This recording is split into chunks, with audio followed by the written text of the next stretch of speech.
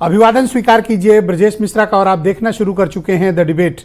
बहनों भाइयों, हाथरस कांड ने एक बार फिर से आध्यात्मिक दुनिया का सामाजिकता के साथ का जो संबंध है वो बड़ा व्यापक, राजनीतिक और कई बार बहुत ही दुष्परिणामों से भरा हुआ है। आज हम लोग हाथरस कांड के परिप्रेक्ष्य में इस बात की चर्चा करेंगे कि बाबाओं का बाजार कितना बड़ा है, आर्थिक रूप से, सामाजिक रूप से और राजनीतिक रूप से। ये एक इस तरह का राजनीतिक आर्थिक गठजोड़ हो गया है कि इसमें आम आदमी तो प्रभावित हो रहा है, लेकिन खास आदमी यानी पॉलिटिकल क्लास इसका बेनिफिशियरी है। आज चर्चा हम इन बाबाओं के पाखंड, इनके बाजार और इनके इन्फ्लुएंस पर करने वाले हैं कि किस तरह पाखंड फैलाकर ये देश भर में अपना ताना बाना फैलाए हुए हैं। बहनों भाइयों, आज हम खुली चर्चा होगी बाबाओं के बाजार पे। आपको ऐसा लग रहा होगा कि ये सूरजपाल उर्फ नारायण साकार उर्फ विश्वहरि ब्रह्मांड क्रिएटर ये कोई एक ही बाबा है। दरअसल पूरा हिंदू समाज, आप मोटे तौर पर अगर आकलन करें और इस सच को स्वीकारना चाहें, 3 हिस्सों में बटा हुआ है। एक अपर कास्ट यानी सवर्ण, पिछड़ी जातियां नंबर 2, और उसके बाद आते हैं दलित और आदिवासी। बहन भाइयों, ये तीनों कम्युनिटी में आपके देखते देखते इनके बाबा अलग हो गए हैं, इनके आध्यात्मिक गुरु अलग हो गए हैं, इनकी अपनी प्रचलित धार्मिक मान्यताएं भी अलग हो गई हैं।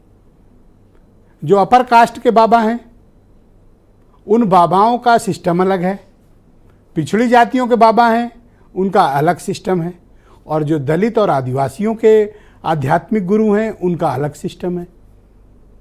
इस सिस्टम में कौन कहाँ खड़ा हुआ है, काम सब एक जैसा कर रहे हैं। ऐसा नहीं है कि कोई आध्यात्मिक शक्तियों से और चमत्कारिक शक्तियों से लैस है और दूसरा उससे लैस नहीं है। सबका बाजार और सबके कार्य की प्रणाली एक जैसी है।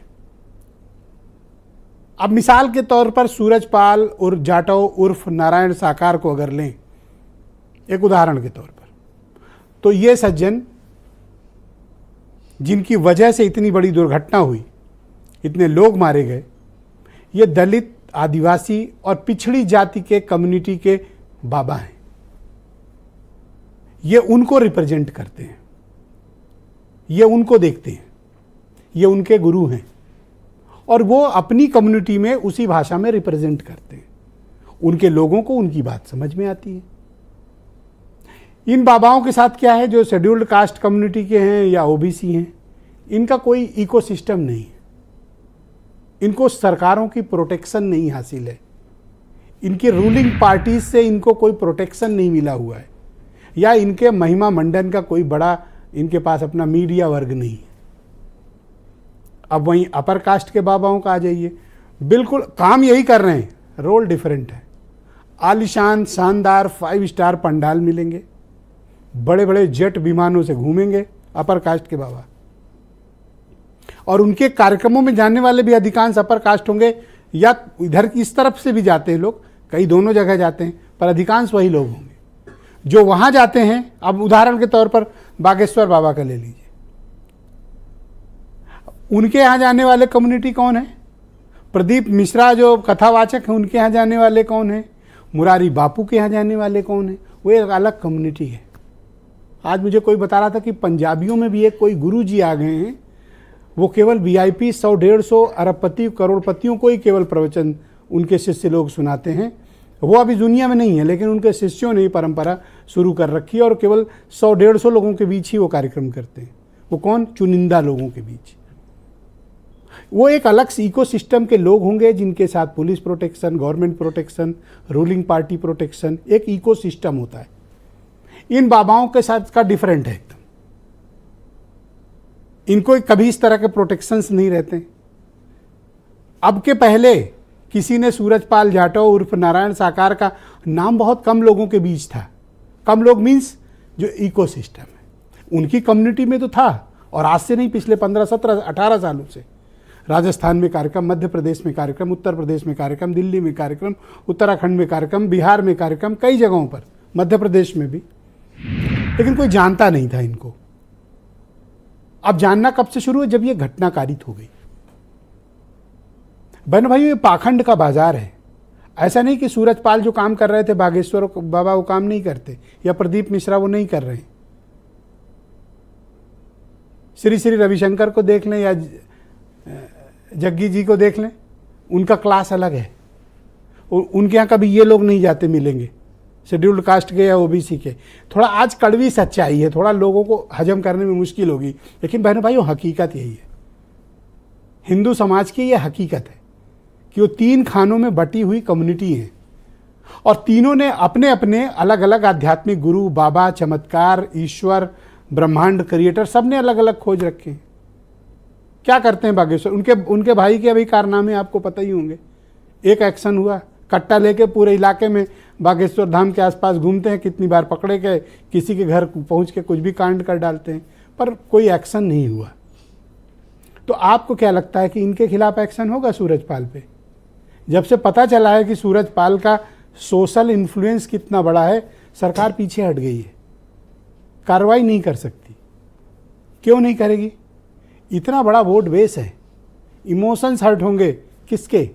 शेड्यूल्ड कास्ट कम्युनिटी के, ओबीसी कम्युनिटी के, जो जिनके अध्यात्म को सूरजपाल रिप्रेजेंट करते हैं। तो सूरजपाल कोई एक व्यक्ति का नाम हो सकता है, लेकिन बहनों भाइयों ये काम सब एक जैसा कर रहे हैं।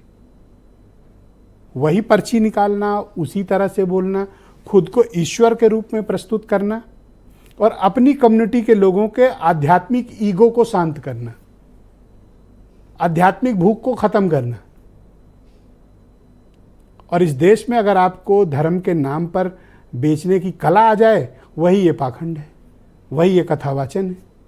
आप मुझे बताइए कि कौन सा ऐसा कथावाचक है जो अपशब्दों का इस्तेमाल न करके, कंट्रोवर्शियल विषयों पर चर्चा न करके रहता हो। अभी हाल ही में प्रदीप मिश्रा ने कितना गंदा, घिनौना, घटिया बयान दिया। ये इनकी आदत है। क्यों? क्योंकि अगर गलत ऐसी चीजें बोलेंगे, मीडिया में आएंगी, मीडिया में आएंगी तो उनकी चर्चा होगी और कथा की फीस बढ़ेगी। जो कथाओं के आयोजक हैं वो सुन रहे होंगे डिबेट, उन्हें पता है कि बाबा कितने पैसे लेते हैं। बिना पैसा एडवांस लिए ये निकलते नहीं हैं आश्रमों से। इनका न नर में विश्वास है, न नारायण में विश्वास है, न सत्य पर विश्वास है, न इनका भगवान पर आस्था है। एक स्टोरी टेलर है, इनको बेचना आता है और आपको सुनना आता है। तो आपके पास पैसे हैं तो बड़े आदमियों के बाबा अलग हैं, पिछड़ी जातियों के बाबा अलग हैं। कौन थे राम रहीम? रामपाल बाबा का आपने देखा ही होगा। आसाराम क्या थे?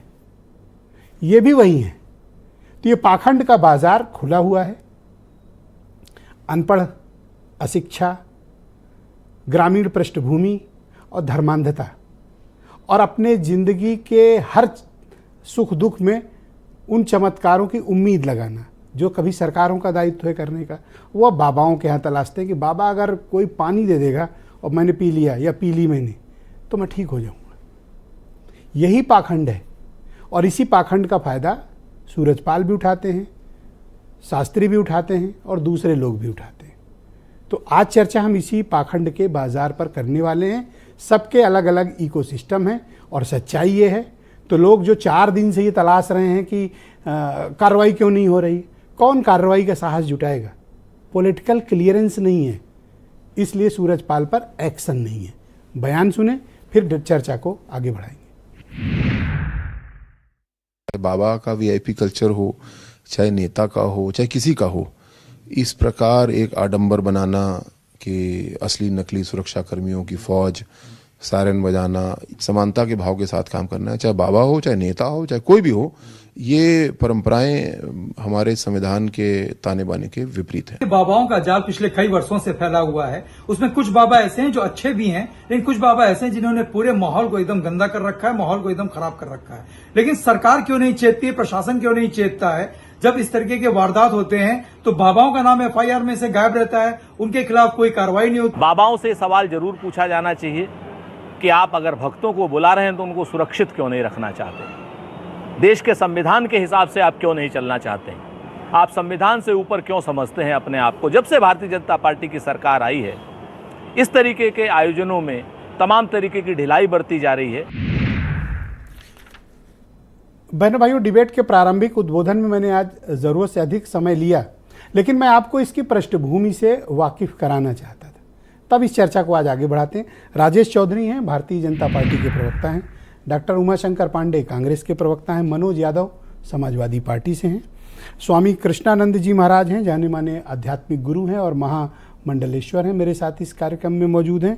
और अजय गौतम जी, जाने माने धर्मगुरु हैं, ये भी मेरे साथ मौजूद हैं। और वीरेंद्र सिंह जी हमारे स्टेट हेड। आप सभी का धन्यवाद इस सामाजिक राजनीतिक परिचर्चा का हिस्सा बनने के लिए। राजेश चौधरी